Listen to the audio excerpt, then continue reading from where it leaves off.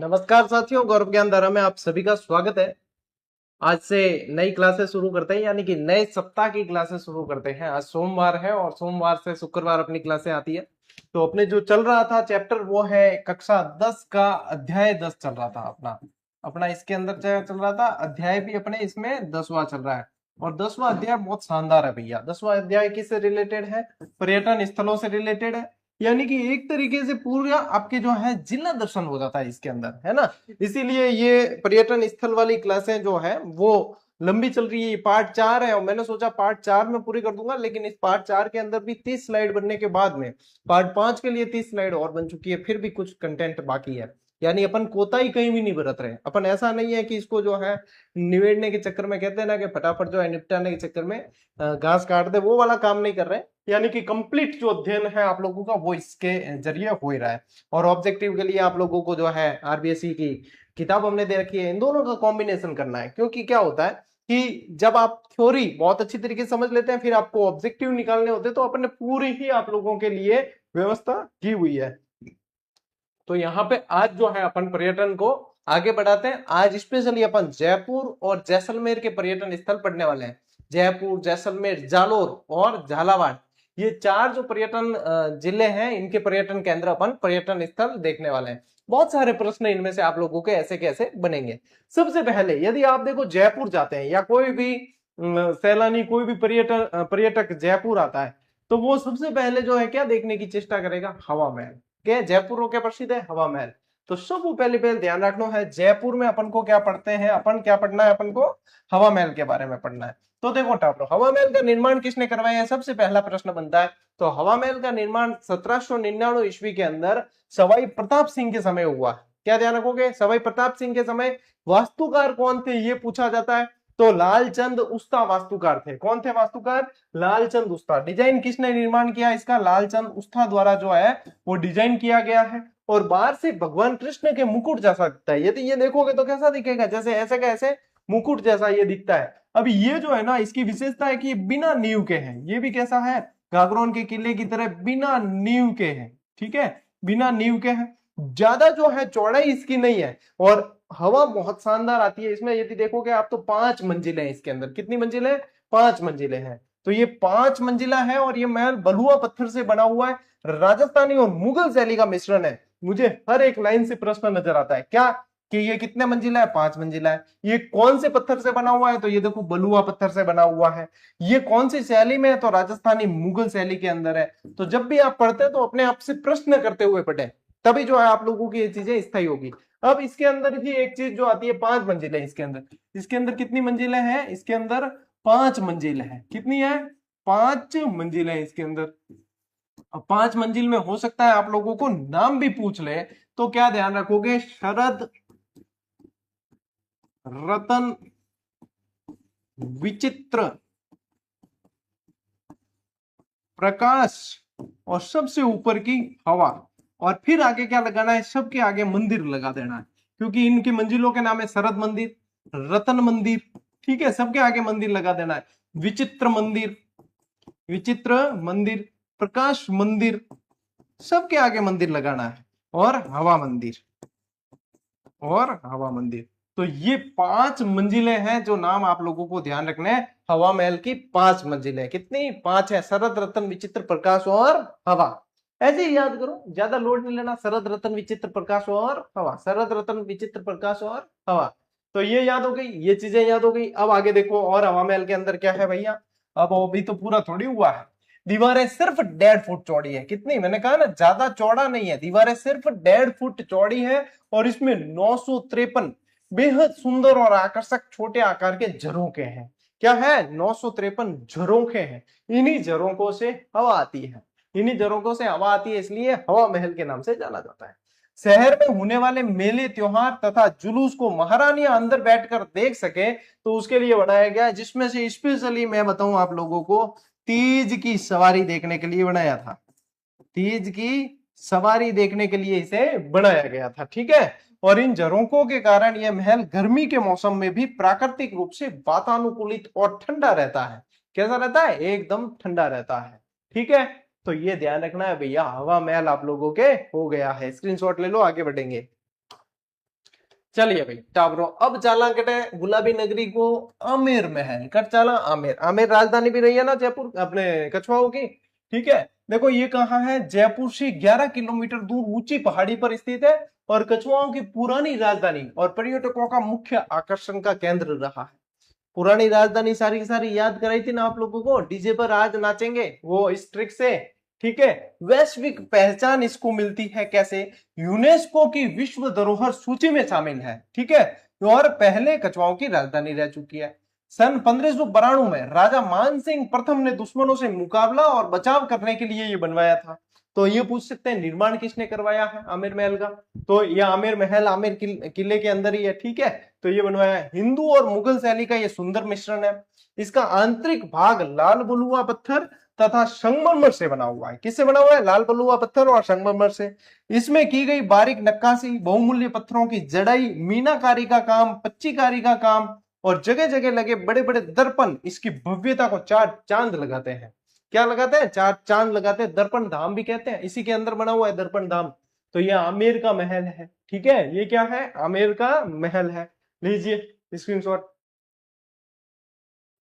ठीक है भैया। अब चाला कटे जंतर मंतर, ठीक है। ये क्या है, खगोलीय वेधशालाएं हैं। सवाई जय सिंह की ज्योतिष के अंदर और इन गणनाओं के अंदर बहुत ज्यादा रुचि थी, तो उन्होंने जो है 5 जंतर मंतर वेधशालाएं बनवाई, ठीक है। 5 जंतर मंतर वेधशालाएं बनवाई, जिसकी मैंने आप लोगों को एक बार एक ट्रिक भी बताई थी। क्या बताई थी, डीजे बम से बजता है, क्या ध्यान रखना है, डीजे बम।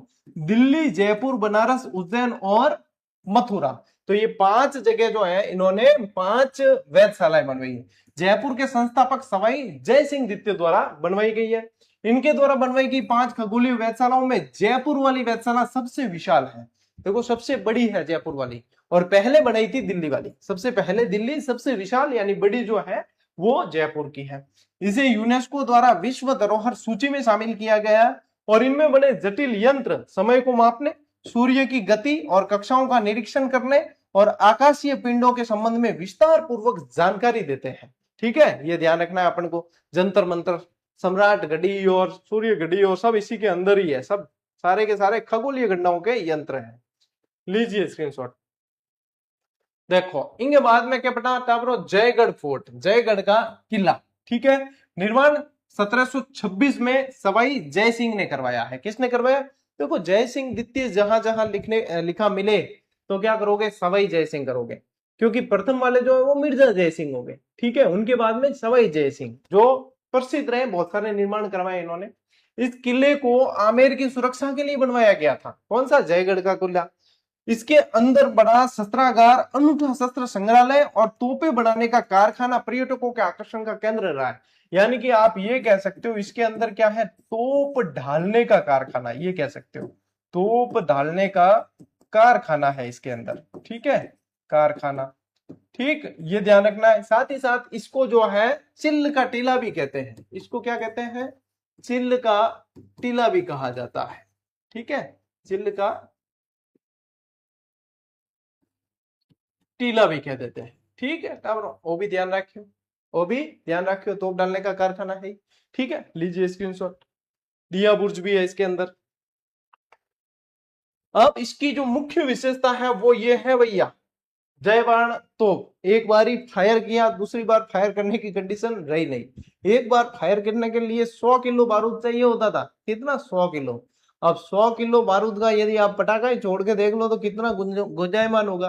कहते हैं कि उस समय जब इसका एक बार फायर किया गया था तो आसपास के पशु पक्षी, महिलाओं के गर्भपात हो गए थे, है ना, गर्भपात हो गए थे उनके। और भाई 20 मील दूर जो है इसका गोला जाके गिरता है और जहां गिरता है वहां तालाब बन गया, जिसे गोरेला तालाब के नाम से जानते हैं। एक बार फायर किया जिसमें हालत खराब हो गई तो बच गया कि भाई साहब इन तो फायर करने का काम कौन है। अब क्यों, इतनी तोप डालने का कारखाना, इतनी तो का जितनी बड़ी बना सकते बनाओ। तो इतनी बड़ी तोप बन गई, तो पहियों पे रखवाने में भी समय लग गया था, है ना। तो पहियों पे तो फिर बाद में राम सिंह जी ने रखवाई है इसको, पहले तो सिर्फ नाड़ बनाई गई थी। तो जयगढ़ फोर्ट में स्थित यह तोप विश्व की सबसे बड़ी तोप है, जिसे देखने प्रत्येक पर्यटक जयपुर आता है। इस तोप को केवल एक बार चलाया गया था, जिससे जयपुर शहर से 35 किलोमीटर दूर जो है एक बड़ा गड्ढा बन गया था, है ना। ये आपके आरबी सिंह दे रखा है, गड्ढा ही क्या, उसे तो तालाब कह दिया गया, वहां पर पानी भरता है तालाब, कौन सा तालाब बना था? गोरेलाव तालाब बना था। ठीक है, गोरेलाव तालाब बन गया था चाकसू के अंदर। ठीक है, इस तोप की कुल लंबाई जो है वो 31 फीट 3 इंच है। भाई इंच में भी पूछ सकते हैं, पूरी की पूरी पूछ सकते हैं, जो दे रखा है तो फिर पूछ सकते हैं। 31 फीट 3 इंच है। इसका कुल वजन 50 टन है। 50 किलो नहीं, 50 टन है कुल वजन। ठीक है, ये ध्यान रखना है। इसके 8 मीटर लंबे बैरल यानी नली जो है ना 8 मीटर लंबी है। एक बार में 100 किलो गन पाउडर भरा जाता था। गन पाउडर यानी बारूद। ठीक है, गन पाउडर यानी एक बार में 100 किलो गन पाउडर भरा जाता था, तब जाके फायर होता था। ओ भाई साहब, आप अनुमान लगा लीजिए कि क्या हालत हुई होगी है। चलिए स्क्रीनशॉट लो, देख लेना कि पहियों पे रखवाने का काम राम सिंह जी ने किया था। चलिए अब चलते हैं नाहरगढ़ किले की तरफ। नाहर सिंह भूमिया के नाम पे इसका नाम नाहरगढ़ रखा गया। ये आप सभी को मैंने किलों के अंदर डिटेल में पढ़ा रखे हैं। ठीक है, तो यहाँ पे अपन जो है, वैसे भी पर्यटन का टॉपिक बहुत लंबा चौड़ा हो रहा है, तो अपन इसको उसी तरीके से पढ़ेंगे कि हाँ भैया, कि आपने देख भी ले, चीज छूटे भी नहीं आरबीएससी की, क्योंकि ये सारी डिटेल में अपन ने चीजें पढ़ ली है। देखो, अंधेरी रात में तारों की छांव में यहां से जयपुर शहर का विहंगम, अभूतपूर्व और मदमस्त नजारा दिखता है। शहर की रोशनी देखकर लगता है जैसे तारे जमीन पर उतर आए हैं। ठीक है, यहाँ नाहरगढ़ से देखने पर निर्माण 1734 में महाराजा जय सिंह के शासनकाल के दौरान इसका निर्माण हुआ, और यह शहर का पहरेदार सा मालूम होता है। इसके अंदर एक जैसे 9 महल बने हुए हैं, ये प्रश्न बनता है। एक जैसे 9 महल है इसके अंदर, और बनवाए किसने ये एक जैसे 9 महल? माधो सिंह ने बनवाए। किसने बनवाए हैं? माधो सिंह द्वारा निर्मित। माधो सिंह द्वारा निर्मित है। ठीक है, माधो सिंह द्वारा निर्मित है। चलिए स्क्रीनशॉट लो।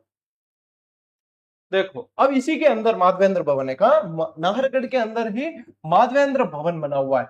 इस किले में बने माधवेंद्र भवन, ये क्या है? माधवेंद्र भवन को ग्रीष्म काल में महाराजा के निवास के रूप में उपयोग किया जाता था। ये इसके अंदर जो माधवेंद्र माधवेंद्र भवन से प्रश्न बना हुआ है, जो माधवेंद्र भवन इसके अंदर बना हुआ है, उसे क्या ग्रीष्म काल में रेस्ट हाउस के लिए काम में लेते थे। इसमें रानियों के लिए आरामदेह बैठक, राजा के कक्षों का समूह, जिन्हें आलीशान दरवाजों, खिड़कियों और भित्ति चित्रों से सजाया गया है। आधुनिक जोड़ क्या है इसके अंदर? के हाल ही में इस महल के अंदर एक स्कल्पचर पार्क बनाया गया है। स्कल्पचर आर्ट गैलरी यानी पार्क भी कह सकते हो आप। मूर्ति कला की दीर्घा है जो बनाई गई है, और इससे भी प्रश्न बन चुका है। इसी से प्रश्न बना था आप लोगों के माधवेंद्र भवन के अंदर स्कल्पचर पार्ट बना हुआ है, जिससे आप लोगों के प्रश्न बन चुका है। तो पूरा ही मोस्ट इंपॉर्टेंट है। इसको कर देना माधवेंद्र, माधवेंद्र। ठीक है, माधवेंद्र भवन। ठीक है, चलिए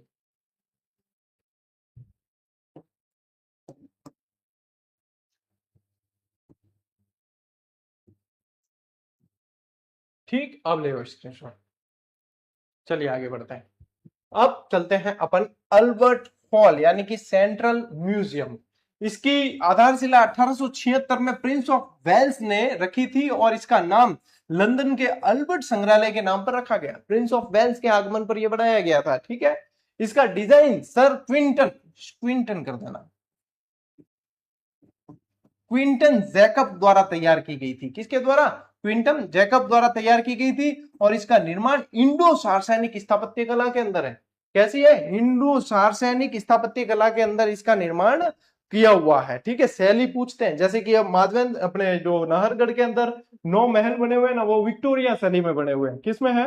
विक्टोरिया शैली में। तो ये पूछते हैं आजकल। ये जो है आप लोगों को ध्यान रखना है, रामनिवास बाग के बीच में स्थित है, और एक अभूतपूर्व और कैसी है? मनोरम इमारत है ये। ठीक है, तो ये ध्यान रखना है आप लोगों को। अल्बर्ट हॉल यानी कि सेंट्रल म्यूजियम जयपुर के अंदर है। जयपुर की घूमने की जगह बता रहा हूं मैं आप लोगों को, सारी की सारी के जाओ तो ये सब देख के आना।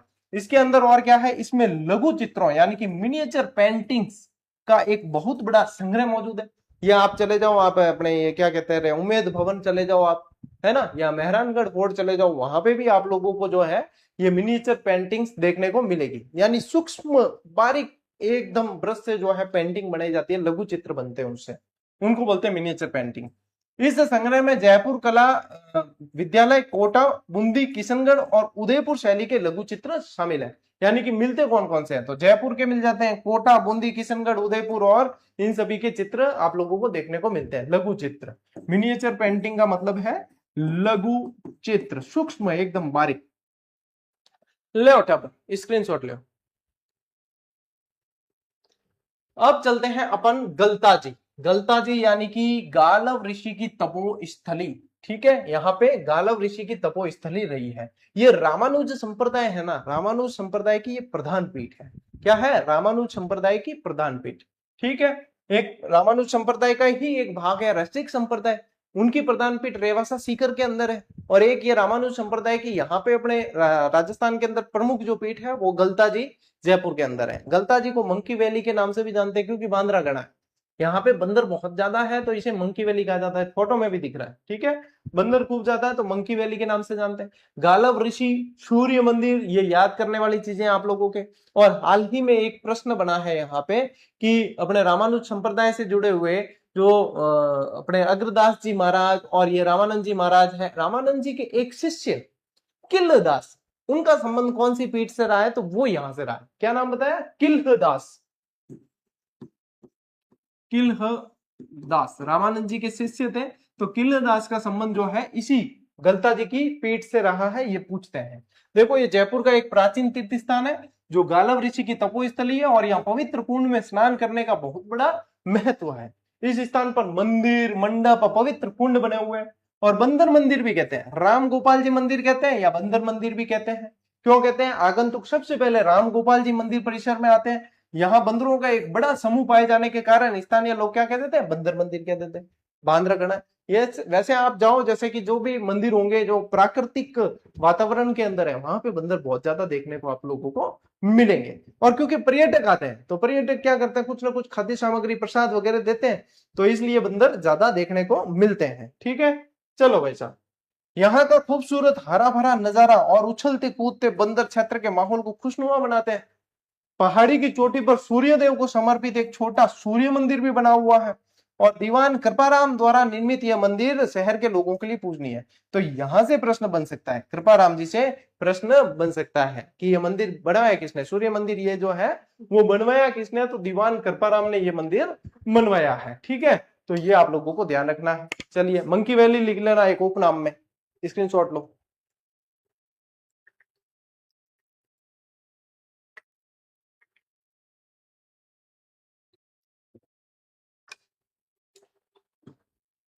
अब चलते हैं और पढ़ते हैं ईश्वर लाट। ईश्वर लाट को ही सरगा सूली भी कहते हैं। जब जब ईश्वर लाट दिमाग में आ जाए तो ईश्वरी सिंह को याद कर लेना। 1750 में ईश्वरी सिंह ने इसी ईश्वर लाट से कूद के आत्महत्या कर दी थी। किस लिए? मराठों से परेशान होकर। मराठों से लोन ले लिया था और लोन चुका नहीं पाए तो परेशान होकर आत्महत्या कर ली। विशेषता देखिए, यह शहर के बीचों बीच स्थित 60 फीट ऊंची भव्य दीवार है। ये पूछा जाएगा आने वाले टाइम में कि ये कितने फीट ऊंची है, तो ये 60 फीट ऊंची है और ये प्रश्न आप लोगों के कंफर्म है। जिसे स्वर्ग भेदी मीनार भी कहते हैं। इतनी ऊंची है तो कहते हैं स्वर्ग भेदी या सरगासूली। ठीक है, सरगासूली का अर्थ ही स्वर्ग भेदी होता है। राजा ईश्वरी सिंह ने 1749 के अंदर इस मीनार को एक शानदार जीत की याद में बनवाया था। ठीक है, जीत की याद के अंदर राजमहल का युद्ध जीत गए थे तो फिर इसे बनवा दिया था। 1749 में बन गई थी और 1750 में भाई साहब ऊपर से कूद गए थे। स्थिति क्या है? त्रिपोलिया गेट के निकट स्थित है और मीनार के अंदर ऊपर तक जाने के लिए सीढ़ियां बनी हुई है। और क्या है? मीनार के अंदर ऊपर तक जाने के लिए सीढ़ियां हैं। इन सीढ़ियों के ऊपर चढ़कर जयपुर शहर का एक विहंगम और सुंदर दृश्य दिखाई देता है। विहंगम और सुंदर दृश्य इसके अंदर दिखाई देता है। तो भैया, दृश्य देखते देखते जो ईश्वरी सिंह जी ऊपर से कूद गए थे। ठीक है, लीजिए स्क्रीनशॉट। गोविंद देव जी मंदिर। आप कई बार मेरे चैम्बर का कोई वीडियो यदि मेरा आता है, जैसे कोई शॉर्ट्स वीडियो या कोई मैं इंफॉर्मेटिव वीडियो बनाता हूं, तब आप देखते हो तो मेरे जस्ट पीछे आपको एक तस्वीर नजर आती है जो वो गोविंद देव जी महाराज, गोविंद देव जी की वो तस्वीर है। कई बार विद्यार्थी ये कहते हुए पाए जाते हैं कि सर तस्वीर जो है आप अपने पीछे मत लगाइए। तो मैं टाबरान बाने कहूं भी कि मेरे पीछे भी लगी हुई है, आगे भी लगी हुई है ना। और भगवान तो सभी जगह विद्यमान है, अपने हृदय में भी विद्यमान है, सभी जगह है। तो ये ऐसे ही मन में नहीं रखनी चाहिए अपन। अच्छा, मान लीजिए कि ऐसे तो अपन कहीं भी जा रहे हैं तो कहीं ना कहीं तो अपने जैसे पीठ हो ही जाएगी पीछे, कहीं भगवान का मंदिर है तो ऐसा तो है नहीं अपन सीधे सीधे ही बाहर आते हैं कई बार। तो ये चीजें जो है अपन मन में सोचते हैं, वो ही प्रभाव है, बाकी ऐसा कुछ भी नहीं है। भगवान तो चारों तरफ विद्यमान है ना। और भगवान हमारे पीछे है, यानी कि हमारे ऊपर आशीर्वाद है उनका, मैं ऐसा मानता हूं। चारों तरफ विद्यमान है, मन साफ है तो वो कहते हैं ना, मन चंगा तो कठौती में गंगा। प्रतिमा का इतिहास देखिए, श्री गोविंद देव जी की आकर्षक और सुंदर प्रतिमा को सवाई जय सिंह वृंदावन से जयपुर लाए थे। कब लाए थे? सवाई जय सिंह जो है वृंदावन से लेकर आते हैं। इस प्रतिमा को पूरे सम्मान के साथ जयपुर शहर के परकोटों के अंदर स्थित श्री गोविंद देव जी मंदिर के अंदर स्थापित किया गया। यह मंदिर शाही परिवार और स्थानीय लोगों द्वारा अत्यंत पूजनीय है। यहाँ भक्तों के दर्शन के लिए 7 झांकियों के माध्यम से बहुत अच्छी व्यवस्था की गई है। ठीक है, 7 झांकियां, इनकी मतलब कि 7 दर्शन होते हैं इनके माध्यम से इनकी बहुत व्यवस्थित जो है व्यवस्था की गई है। और आप लोगों को बता दूं कि जिस तरीके से एकलिंग जी को मेवाड़ के शासक माने जाते हैं और वहां के जो शासक है वो खुद को दीवान कहते हैं उनका, वैसे ही गोविंद देव जी को यहाँ कछुआ वंश के शासक माने जाते हैं यहाँ पे। और कछुआ वंश के जो राजा हुए वो ऐसा कहते हैं कि हम गोविंद देव जी के दीवान हैं। यहाँ पे भी यही मान्यता चलती है। तो आ चीज थाने ध्यान रखनी है। ठीक है, ले स्क्रीनशॉट एक बार।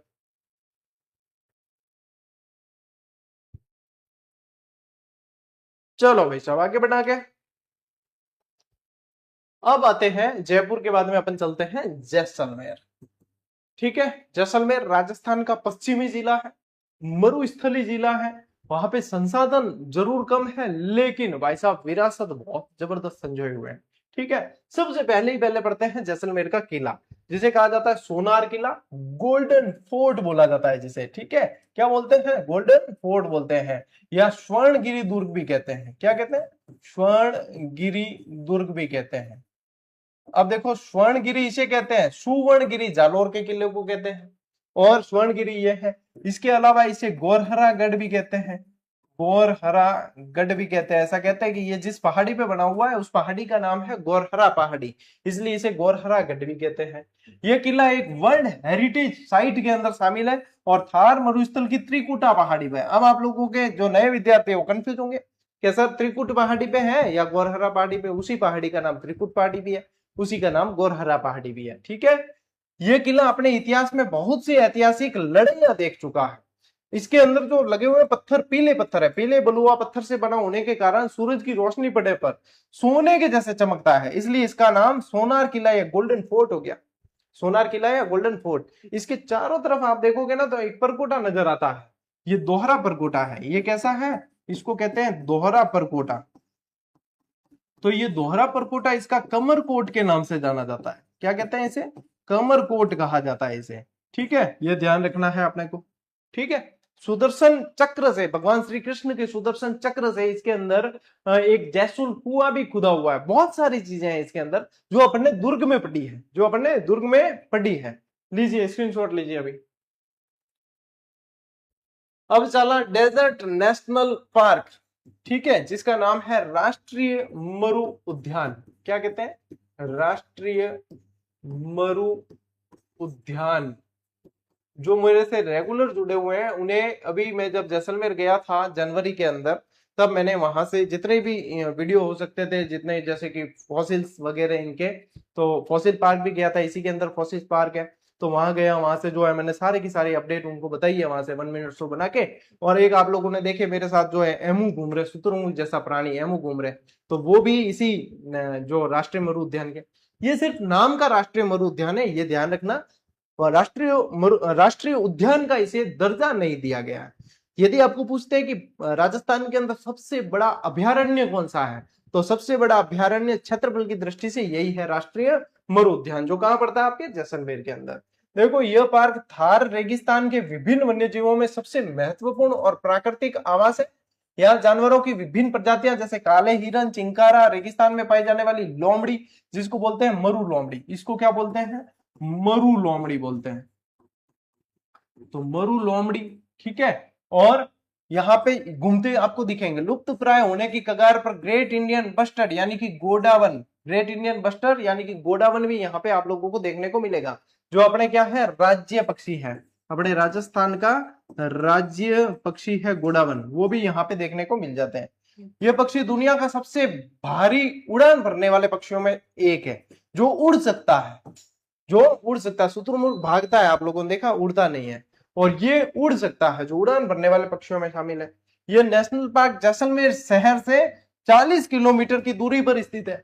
हम भी गए थे वहां से निकल के और फिर 40 किलोमीटर दूर गए थे, तब जाके ये नेशनल पार्क आया। लेकिन जब अंदर गए हमने वहां पे फॉसिल्स पार्क देखा है, जिसको कहते हैं जीवाश्म पार्क। क्या बोलते हैं? जीवाश्म पार्क बोलते हैं। वुड फॉसिल्स पार्क क्या है? वुड फॉसिल पार्क, वुड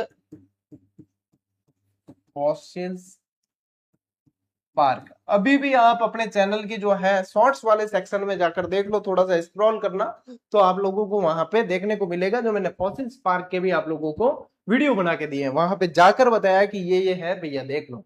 इतो बढ़िया एफर्ट और याद करने रहो, नीट गाल से कान। ठीक है, ले स्क्रीनशॉट। चले आगे बढ़े। अब देखो, जैसलमेर को वैसे हवेलियों का शहर भी कहते हैं। यहाँ पे हवेलियां बहुत सारा है। जैसलमेर को गलियों का शहर भी कहते हैं। गलियां बहुत ज्यादा है, हवेलियां बहुत ज्यादा है। तो ये सारी चीजें ध्यान रखनी है। अब देखो संरचना क्या है। इस हवेली के अंदर कुल 5 हवेलियां है। किसकी बात हो रही है? प से पटवों की हवेली, प से 5 मंजिला, 5 हवेलियां इसके अंदर। ठीक है, इसी गुमान चंद पटवा ने बनवाया है, अपने 5 बेटों के लिए बनवाया, सन 1805 में बनवाया। एक एक लाइन से प्रश्न बनता है। पटवों की हवेली से याद करो कि इसमें क्या है, 5 से याद करना। 5 बेटे थे तो 5 हवेलियां बनवाई है।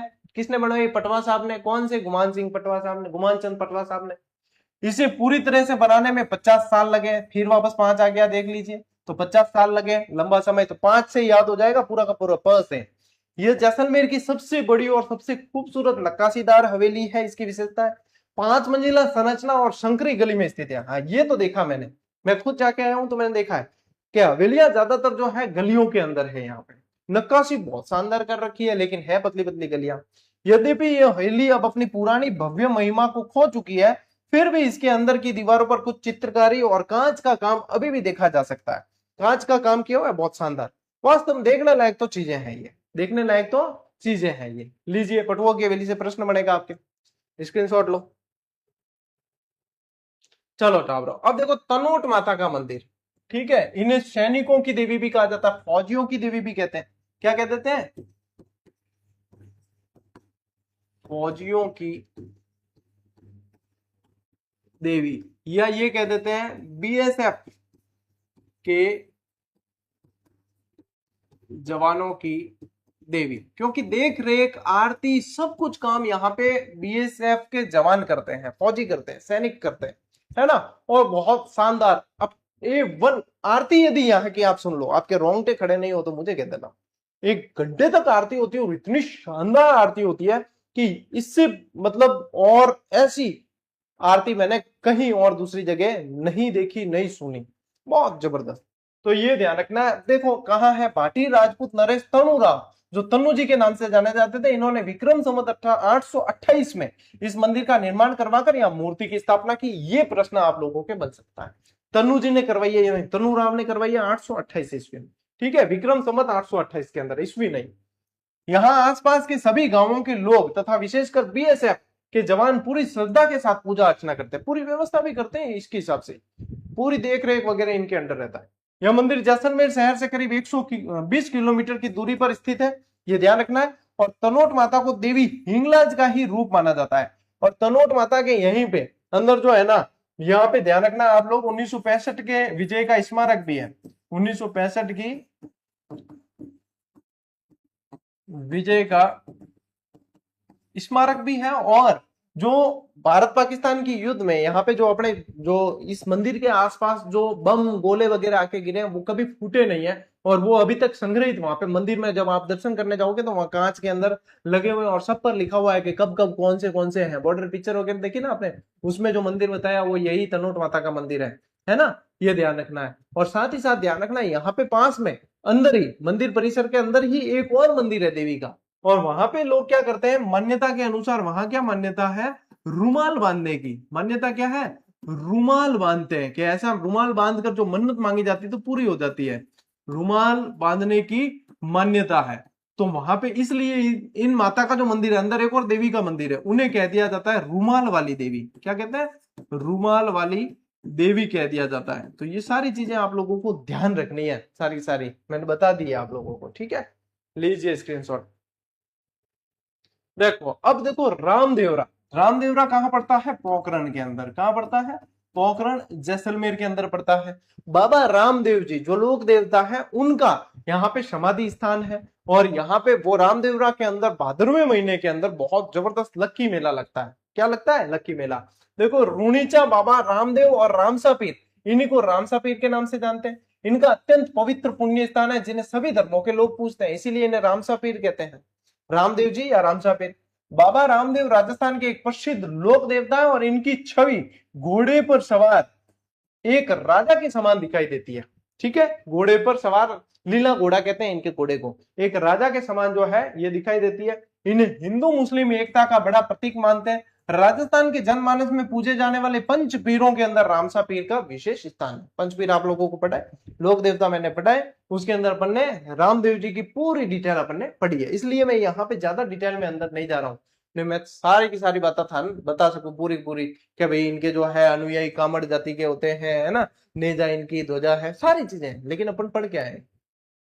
स्थिति और भ्रम निवारण देखिए, ये पोखरण से 12 किलोमीटर दूर जोधपुर जैसलमेर मार्ग पर स्थित है, और अधिकांश लोग मानते हैं कि ये भगवान राम का मंदिर है, पर वास्तव में ये प्रसिद्ध संत बाबा रामदेव जी का मंदिर है। अब देखो, अपा तो कौन माना, अब आरबीएससी में था ना ऑनलाइन डीओडी है, लेकिन अपा कौन माना कि भगवान राम का, अपन को पता है कि रामसा पीर मंदिर है, लेकिन जो बाहर से कोई आता है तो फिर वो देखता है राम देवरा, यानी कि ये भगवान राम जी का मंदिर होगा, तो ये है किसका? लोक देवता बाबा रामदेव जी का मंदिर है। ठीक है, ले स्क्रीनशॉट। आरबीएससी वाला भ्रम निवारण और करियोड़ है।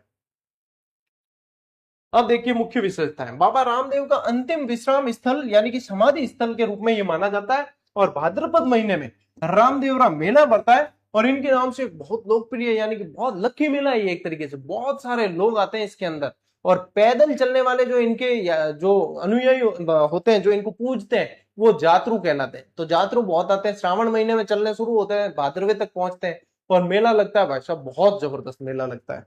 मेले में बड़ी संख्या में भक्त और भक्तिपूर्ण गीत गाते हुए आते हैं, नेजा लेकर आते हैं, पचरंगी ध्वजा लेकर आते हैं नेजा, और चलते हुए जगह जगह भंडारे लगते हैं सेवा के रूप में। तो ये सारी चीजें हैं, स्क्रीनशॉट लो बेटा ब्रो। अब देखो यहीं पे जैसलमेर के अंदर जो छतरियां बनी हुई है, वो बड़ा बाग या बरबाग की छतरियों के रूप में जानी जाती है, यानी कि जैसलमेर के शासकों की जो छतरियां बनी हुई है, वो बड़ा बाग जैसलमेर के अंदर स्थित है। यह एक विशाल उद्यान है जो भाटी राजाओं की यादों स्मृतियों को समेटे हुए, इसे बरबाग या बड़ा बाग भी कहते हैं। अब ये भी मैं आप लोगों को जैसलमेर गया ना तब बताने वाला था, पर शेड्यूल में जो है वो बैठ ही नहीं रहा था, हम ऑलरेडी बहुत ज्यादा लेट चल रहे थे, वहां काफी सारे विद्यार्थी मिल गए, उनसे मुलाकातें हुई, तो बहुत सारी चीजें जो है ऐसा सोच के आए कि अगली बार जब आएंगे तब देखेंगे, तो उसमें से ये भी एक स्थान हमारे छूट गया था, नहीं तो मैं जाता तो आपको बताता कि ये रही भैया बड़ा बाग की छतरियां। ठीक है, क्यों, पढ़ाई तो खूब बार है। यह जैसलमेर के उत्तर में 6 किलोमीटर दूर स्थित है। यहाँ से पर्यटकों को सूर्यास्त यानी सनसेट का अद्भुत नजारा देखने को मिलता है। स्थायी छतरियां ये इस बगीचे में जो बाग बना हुआ है, बड़ा बाग, जैसलमेर राज्य के पूर्व महाराजाओं की शाही छतरियां बनी हुई है। ये जो आप देखते हैं ना, ये जो है मृत्यु के स्मृति चिन्ह होते हैं, छतरी बोलते हैं इसको। ठीक है, पड़ी उड़ी छतरियां अपन ध्यान ही है, अथे सारा का सारा जो है राजस्थान में रहने वाला तो थाने की ये चीजा ज्यादा समझाने की जरूरत है कौन के, छतरी किन कहवे, देवल किन कहवे, ये तो सारी की सारी चीजें आनी चीजें थान। ठीक है, ले स्क्रीनशॉट। चलो भाई साहब, अब देखो बड़बाग की छतरियों के अंदर ही जैसलमेर के महाराजा जय सिंह द्वितीय, जिनका कार्यकाल रहा था 1688 से 1743 तक, इन्होंने यहाँ एक बांध बनवाया था जिससे जैसलमेर का काफी हिस्सा हरा भरा हो गया था।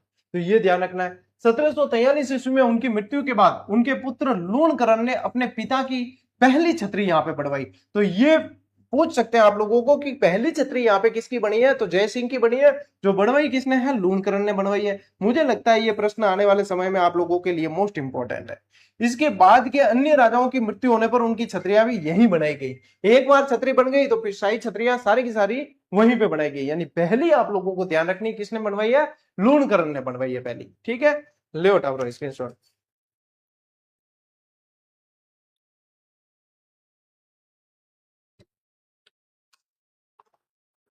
अब चलते हैं भैया जालोर।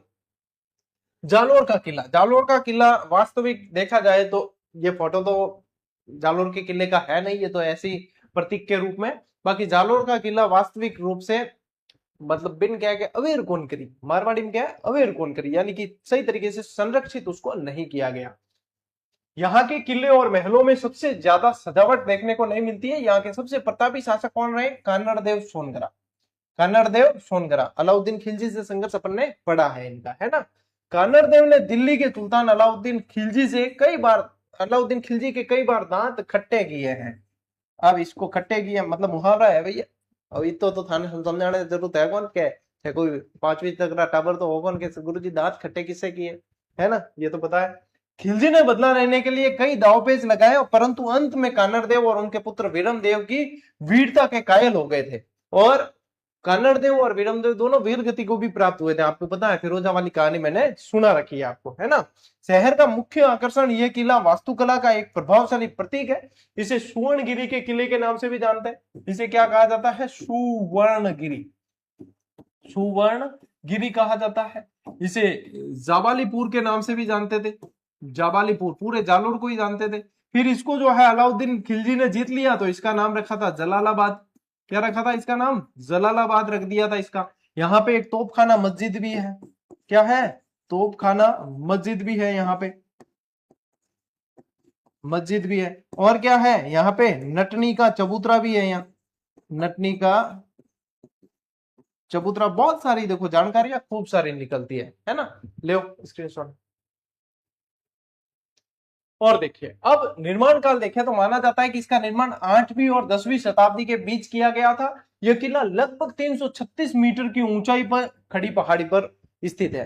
तो हाइट के अनुसार भी क्या गुरुजी ये सारी याद करनी है क्या? आजकल रे पैटर्न के अनुसार तो भाई मैं नहीं कहूं कि किमी चीज थे छोड़ सको। जब पढ़न में आ रही है और फिर पढ़ रही हो, आप पढ़ा रही हो तो पढ़ ले एक बार, है याद रह जाए तो बड़ी है।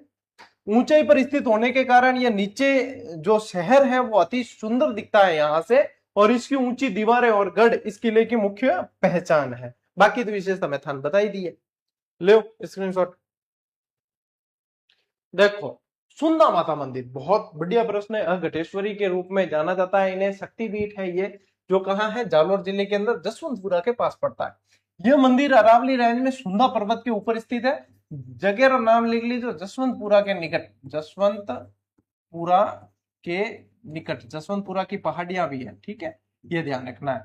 यह समुद्र तल से ऊपर 1220 मीटर की ऊंचाई पर बनाया गया है और इसे पूरे भारत में भक्तों द्वारा बहुत पवित्र माना जाता है। और यहाँ जो है चामुंडा देवी की एक प्रतिमा स्थापित है। मंदिर के सफेद संगमरमर के बने खंबे माउंट आबू के दिलवाड़ा मंदिर की याद दिलाते हैं। कितने बढ़िया फैक्ट है। यहाँ के जो ये खंबे हैं वो किसकी याद दिलाते हैं? दिलवाड़ा मंदिर की याद दिलाते हैं। इस मंदिर परिसर में ऐतिहासिक महत्व के कुछ शिलालेख भी मौजूद है। घटेश्वरी कहा जाता है इन माता जी को। क्या बोलते हैं? घटेश्वरी के रूप में पूजा होती है, ठीक है, ये ध्यान रखना है आपको। और जो सुंदा माता वाला क्षेत्र है वो भालू कंजर्वेशन रिजर्व है। क्या है? भालू कंजर्वेशन रिजर्व है। भालू बहुत ज्यादा देखने को यहाँ पे मिलते हैं, ठीक है। लीजिए स्क्रीनशॉट। देखो भाई, मलिक शाह की मस्जिद जालोर, ये जालोर के किले के अंदर ही है मलिक शाह की मस्जिद। अलाउद्दीन खिलजी ने जालोर में अपने शासनकाल के दौरान ही इसका निर्माण करवाया था।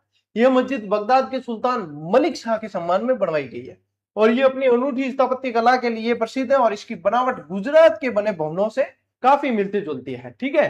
तो ये ध्यान रखना, मलिक शाह की मस्जिद है। कागरोन का किला कहाँ है? झालावाड़ के अंदर। दो नदियों के संगम पे है, काली सिंध और आहू के संगम पे, ठीक है, ये भी ध्यान रखना है। अब गागरोन के किला जो है यहाँ पे खींची शासकों की जो है इनका शासन रहा था, तो इसे खींचीवाड़ा के रूप में जाना जाता है। पूरे झालावाड़ को खींचीवाड़ा के रूप में जाना जाता है। देखिए, इसका निर्माण किसने करवाया? निर्माण बिजल देव ने 12वीं सदी में करवाया है, पूछते हैं ये, ठीक है। यह किला आहू और काली सिंध नदियों के संगम पे है। यहाँ जो है 3 नदियों का संगम देखने के लिए पर्यटक आते हैं और पहाड़ी और जल किले का एक अनूठा प्रतीक है। यूनेस्को की विश्व धरोहर सूची के अंदर शामिल है, ठीक है। राजस्थान के 6 पहाड़ी किलों में से ये एक है और 6 पहाड़ी किला थान बताया चीकू गाजराम नाम की ट्रेक, ठीक है। ले स्क्रीनशॉट ले होते हैं। गागरोन किलो डिटेल में मैं पढ़ाई उड़ो पूरा पूरा। देखिए, यहाँ के शासक अचलदास खींची जब मालवा के शासक होशंग शाह से हार गए थे, तब यहाँ राजपूत महिलाओं ने खुद को दुश्मनों से बचाने के लिए जौहर किया था। यानी कि किसके समय जौहर हुआ? अचलदास खींची के समय। अब सूफी संत का मकबरा भी बना हुआ है यहाँ। सूफी संत मीठे शाह का मकबरा बना हुआ है, जहाँ मुहर्रम के महीने में वार्षिक मेले का यानी कि उर्स का, इनका वार्षिक मेला क्या कहलाता है? उर्स का आयोजन होता है। ठीक है, उर्स का आयोजन होता है। मीठे शाह की दरगाह कहाँ है? तो मीठे शाह की दरगाह गागरोन के अंदर है। स्क्रीनशॉट लो भाई। भवानी नाट्यशाला है, ये भी पूछते हैं। झालावाड़ को राजस्थान का नागपुर कहा जाता है, वैसे ध्यान रखना, क्योंकि संतरे बहुत ज्यादा होते हैं यहाँ पे, और संतरों की मंडी के रूप में भवानी मंडी भी जानी जाती है।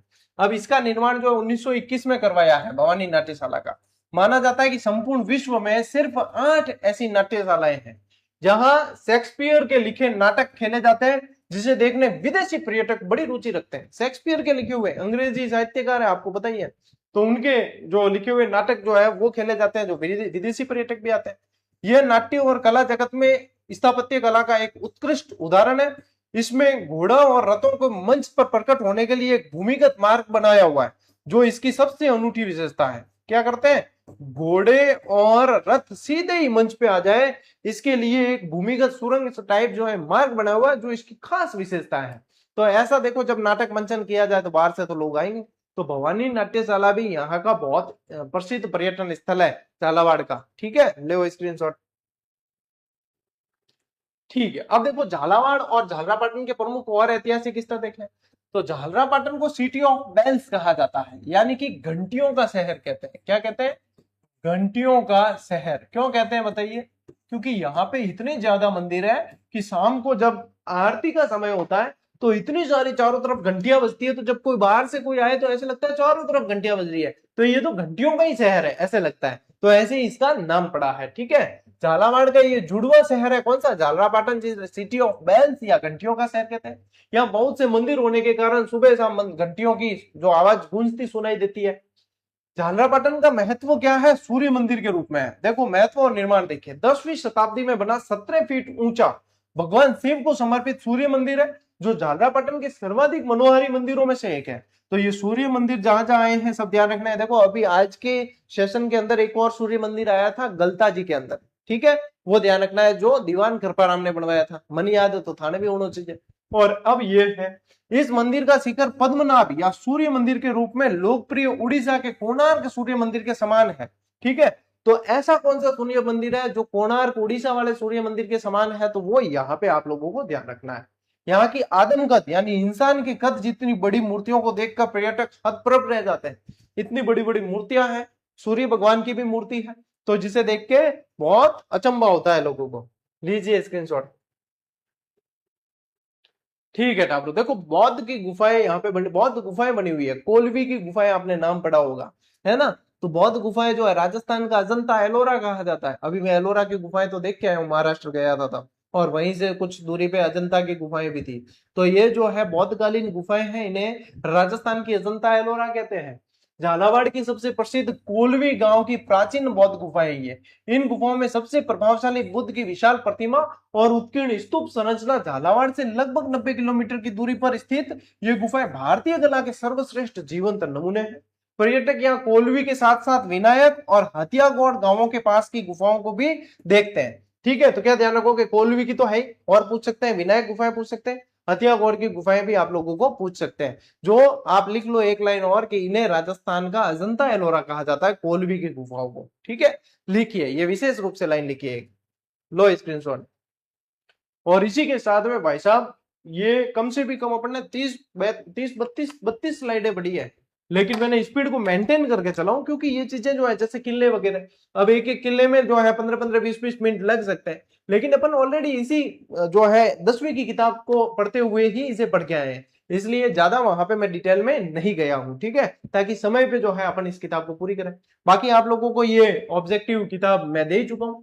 अब इसकी आप लोगों का इतना प्रेम इस पे देखने को मिला है कि कुछ लोग जो है इसको डाइजेस्ट नहीं कर पा रहे, और इसलिए तरह तरह के हथकंडे अपनाए जाते हैं कि किस तरीके से जो है इसको कम बता के और किसी और को बेहतर बताया जाए। मैं तो कह रहा हूं बेहतर बताया जाए, बिल्कुल कोई दिक्कत नहीं है, लेकिन जो प्रेम मुझे मिल रहा है वो आप किसी और को दे ही नहीं पाओगे, क्योंकि ये विद्यार्थियों से अपनापन का जुड़ाव है, और मुझे पता है कि मैंने इसके अंदर कितनी मेहनत की है। यदि इसके अंदर से एक प्रश्न भी ऐसा जो आरबीएससी की पुस्तक में से पूछा जा रहा है, जो 5 किताबें 6ठी से 10वीं तक की, और इसमें से बाहर जा रहा है, ऐसा हो ही नहीं सकता, क्योंकि हमने खुद इस पे पर्सनली काम किया है। और कई बार क्या होता है कि विद्यार्थियों को यह भी भ्रमित किया जाता है, देखो इसके अंदर तो सिर्फ ऑब्जेक्टिव है, बाकी किताब में ये भी दे रखा है, डेस्क्रिप्टिव भी है, ये है, वो है, फलाना। तो उन्हें वो बताते समय ये भूल जाते हैं कि गौरव सर ने तो ऑलरेडी ये चीज कह रखी है कि इसके अंदर ऑब्जेक्टिव है और डिटेल जो व्याख्या दे रखी है उसमें सब कुछ चीज दी है, इसके अलावा ये किताब नहीं भी है ना आप लोगों के पास, तो ये भाई आपका यहाँ पे पढ़ा रहा है। तो बाकी कोई भी राइटर या बाकी कोई भी विद्वान साथी जो है ये बात कह तो देते हैं, लेकिन वो इस चीज पे नहीं आते कि इस तरीके से नियमित और निःशुल्क क्लासें कौन दे रहा है। तो इसके अंदर ऑब्जेक्टिव देके मैं तो फॉर्मेलिटी पूरी कर सकता था कि मैंने आप लोगों को जो है मेहनत करके किताब दे दी है, लेकिन फिर भी मैंने क्या कहा कि मैं आप लोगों को पढ़ाऊंगा एक एक चीज। तो आप चैप्टर को पढ़ें, उसके बाद इसे अभ्यास करें, इसकी व्याख्या पढ़ें, और एक एक सवाल एक एक शब्द आप लोगों को इसमें से देखने को मिलेगा। कल कुछ एक बच्चों के कमेंट भी आए, सर इसका कवर बता दो। इसका कवर जग जाहिर है, और इतना जग जाहिर है कि इसके नाम पे कई लोग सिर्फ व्यूज लेने के लिए कि फलानी में से क्या प्रश्न आया क्या नहीं आया, फलाना ढिकना पूछना, ये बताने के लिए कईयों ने तो मैंने देखा कि एक आध कोई वीडियो भेजा था मुझे किसी बच्चे ने, तो वो देखा मैंने उसमें चैनल पे जाके, तो उन्होंने कोई 12-12 15-15 वीडियो बना रखे, कभी किसी से कंपेयर करते हुए, कभी किसी से जो है बताते हुए प्रश्न आए नहीं आए।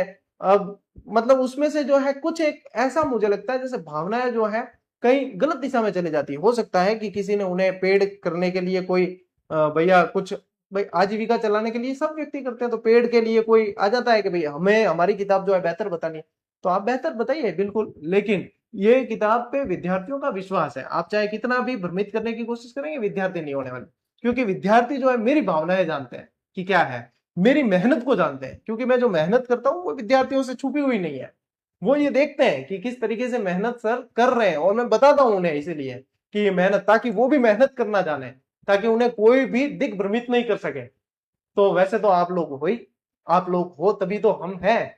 तो यही चीजें हैं, ऐसे ही चलेगी दुनियादारी, चलती रहेगी, अपन ऐसे ही मेहनत करते रहेंगे। ठीक है, तो चलिए मिलते हैं अगली क्लास में, अगले वीडियो में। तब तक के लिए राम राम, जय हिंद।